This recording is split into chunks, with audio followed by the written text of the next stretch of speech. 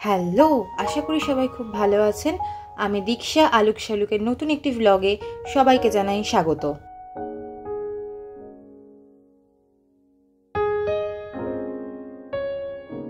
আজ আপনাদের সাথে শেয়ার করব রেস্টুরেন্ট স্টাইল মটন চাপের একটি খুব সহজ রেসিপি। আসুন আগে দেখে নিই কি কি গোটা মশলা লাগছে। রয়েছে পোস্ত, জায়ফল, জয়িত্রী, এলাচ, গোলমরিচ, লবঙ্গ, দারচিনি ও সাদা সর্ষে। রয়েছে আদা রসুন বাটা, টক দই, রয়েছে কাঁচা পেঁপে। কাঁচা পেঁপেগুলোকে খোসা ছাড়িয়ে আগেই জলে ভিজিয়ে রেখেছিলাম, এবার গ্রেটারে গ্রেট করে নিচ্ছি। আমাদের পেঁপে গ্রেট করা হয়ে গেছে।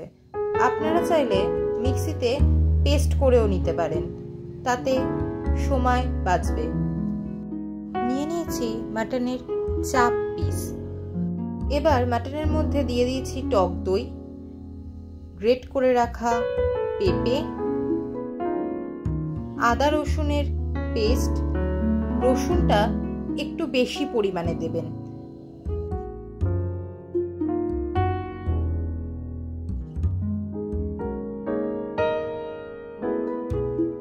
এবার দিয়ে দিচ্ছি পরিমাণ মতো হলুদ গুঁড়ো,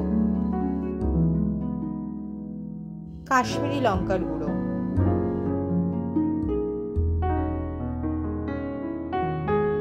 শুকনো লঙ্কার গুঁড়ো। মশলাগুলো যাতে মাংসের গায়ে সুন্দরভাবে লেগে থাকে তাই দিয়ে দিচ্ছি সামান্য সর্ষের তেল। দিয়ে দিচ্ছি পরিমাণ মতো নুন ও চিনি। নুনটা বুঝে দেবেন, কারণ গ্রেভি খুব কম থাকবে।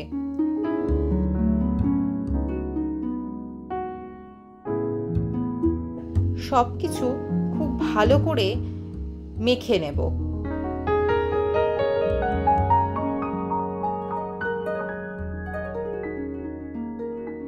গুঁড়ো মশলা দিয়ে মাংস মাখানো কমপ্লিট।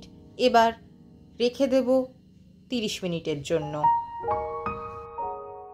সেই ফাঁকে গোটা মশলাগুলো সুন্দর করে বেটে নিয়েছি।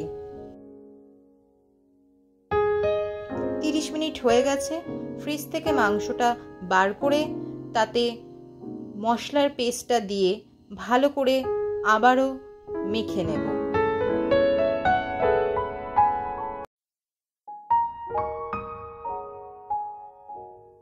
দিয়ে দিচ্ছি মশলার বাটি ধোয়া সামান্য জল।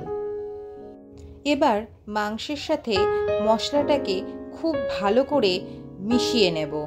দেখব যাতে সমস্ত মাংসের গায়ে মশলাগুলো লেগে যায়।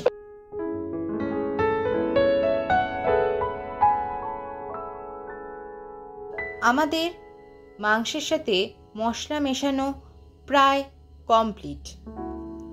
এবার ফ্রিজে ম্যারিনেট করা মাংস রেখে দেব 4 থেকে 5 ঘন্টা। লোহার কড়াইতে তেল ও ঘি দিয়ে মশলা সমেত মাংসগুলো ভাজলেই তৈরি হয়ে যাবে রেস্টুরেন্ট স্টাইল মাটন চাপ। দেখুন, আমরা তেল ও ঘি দিয়ে মাংসগুলোকে আস্তে আস্তে ভাজছি। মাংস সুন্দরভাবে সিদ্ধ করার জন্য আমরা এখানে ডিরেক্ট জল ইউজ করব না। কিছু পরিমাণ মাংস তাওয়ার মাঝখানে এনে সামান্য গরম জল দিয়ে সেটাকে সিদ্ধ করব ও ভাজবো। আপনি চাইলে চাপা দিয়েও রাখতে পারেন, তাতে সিদ্ধ তাড়াতাড়ি হবে। ব্যাস, তৈরি আমাদের মাটন চাপ। পরিবেশন করে ফেলুন রুটি বা পরোটার সাথে।